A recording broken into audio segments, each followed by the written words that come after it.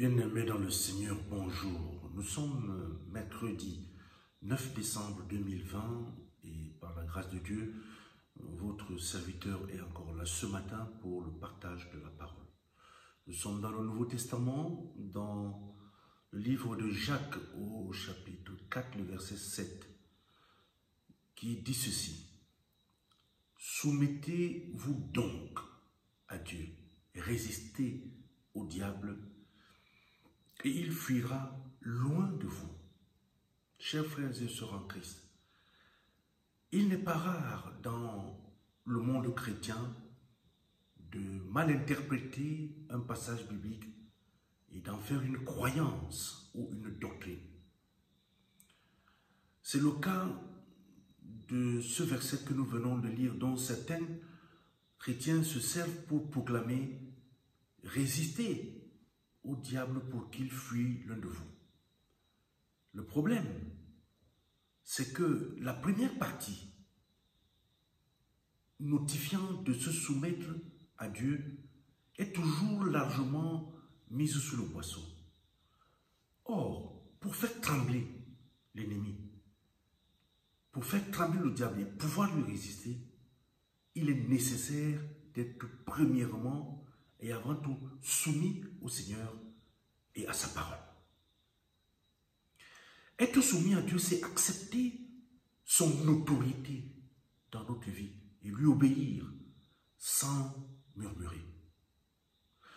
Lorsque par la prière, par amour, confiance et respect envers le Seigneur et dans un libre choix, nous lui abandonnons toute notre vie et nous l'apportons en offrande sur son autel, alors son autorité et sa puissance, libérées en nous par son esprit, sont agissantes pour chasser les ténèbres et décrocher des victoires. À l'inverse, tant que nous sommes soumis au désir de la chair, et encore attachés au monde et à ses convoitises, nous ne pouvons nous prévaloir de l'autorité de Dieu.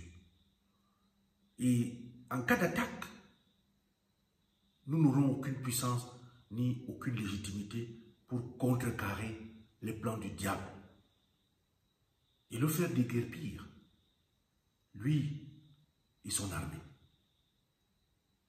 Jésus avait jeûné pendant 40 jours dans le désert avant d'être tenté par Satan, qui avait dû croire que, bon, maintenant qu'il est déjà si faible physiquement, il pourrait facilement le séduire et le faire tomber dans les filets. C'est le cas pour nous. Le diable attend toujours que nous soyons épuisés, fatigués physiquement pour venir, il passe à la séduction. Mais ce qu'il avait oublié, c'est que Jésus, lui, n'a pas oublié la nourriture principale et son arme efficace, qui est la parole de Dieu. Et qu'en plus, il continue dans son cœur à être soumis à son Père, comme le confirme, n'est-ce pas, sa parole quand il dit « Ma nourriture est de faire la volonté de celui qui m'a envoyé et d'accomplir son œuvre. »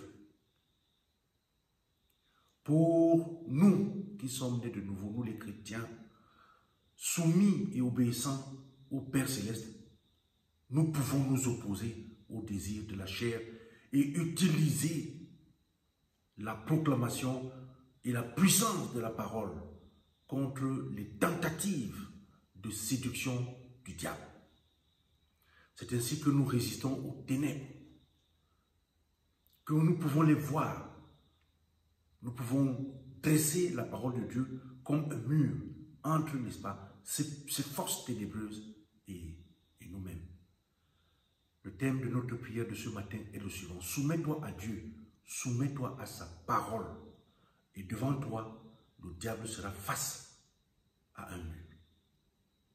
Amen.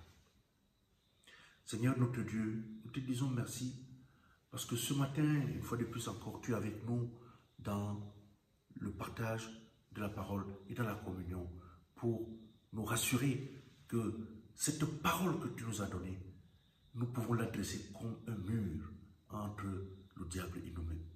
Viens le confirmer, le conforter en nous. Nous t'avons prié au nom de Jésus.